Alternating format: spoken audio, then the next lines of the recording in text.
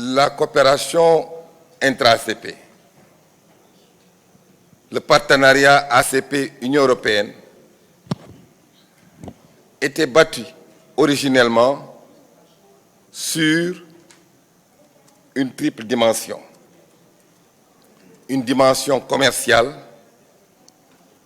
une dimension financière et une dimension politico-culturelle. La dimension commerciale pouvait être et peut être considérée comme le pilier, l'épicentre même de notre coopération, de la coopération ACP-Union européenne, parce que bâtit ce que vous appelez le système des préférences, le système préférentiel, commercial.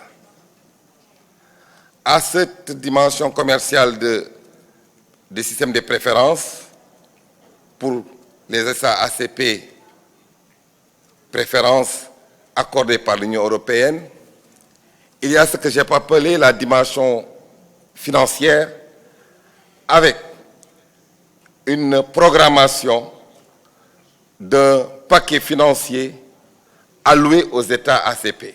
C'est le financement, le FED, Fonds européen de développement.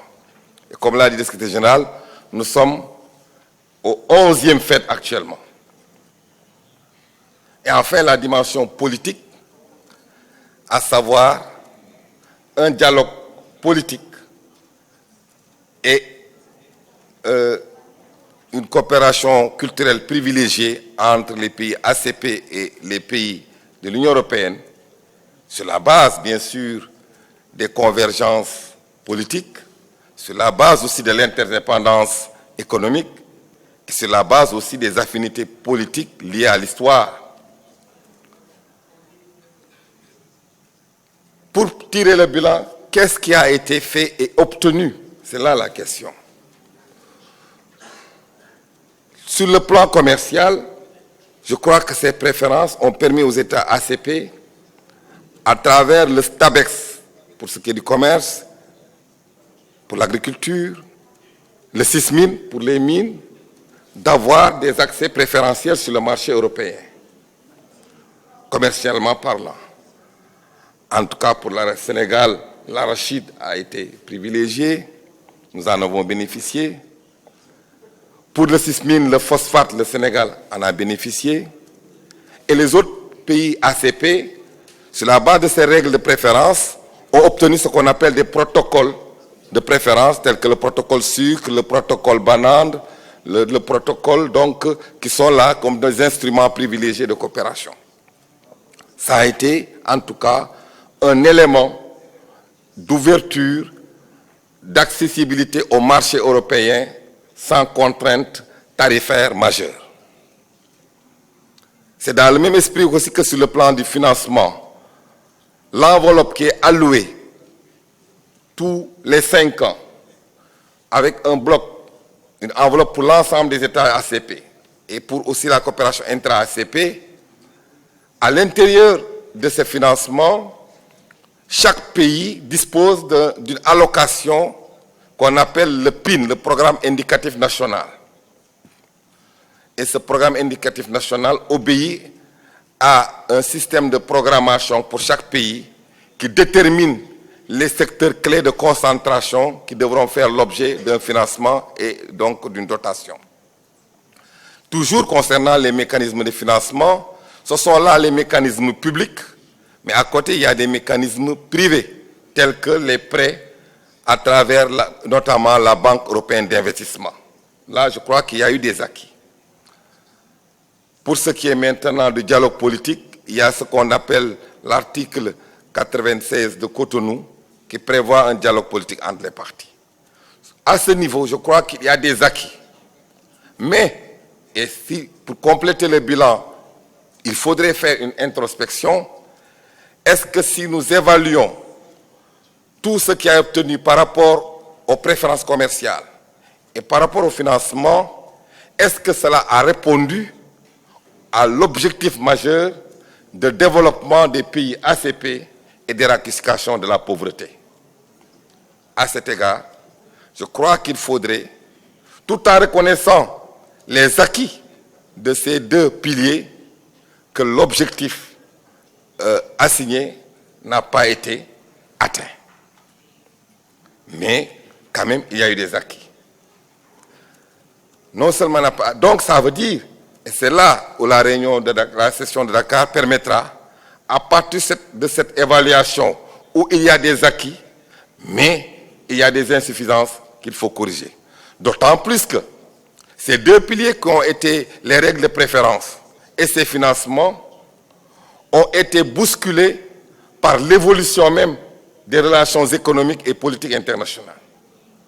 Concernant les préférences, le système de libéralisation qui a eu cours dans le cadre de l'OMC, une libéralisation inéluctable, induise une érosion graduelle, progressive des préférences. Donc ce premier pilier, non seulement va s'éroder, mais apparaît à disparaître. Donc voilà un pilier sur lequel nous marchons sur ces deux pieds. Le pied, en tout cas commercial, va s'éroder.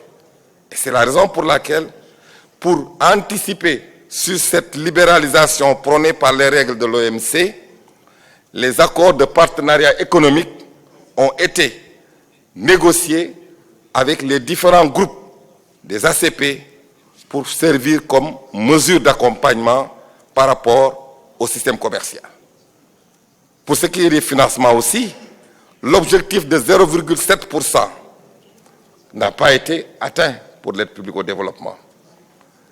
Et il faut reconnaître que les bases sur lesquelles ces deux partenaires, l'Union européenne et les ACP, ont été constituées, les mutations qu'on a connues de part et d'autre ont bousculé ces piliers pour que l'avenir soit envisagé sous une nouvelle perspective. Je ne vous dirai pas que, originellement, l'Union européenne, quand il y a eu ce partenariat de 6 États, nous sommes à 28. Donc, il y a une mutation géographique. Il y a aussi une mutation géopolitique.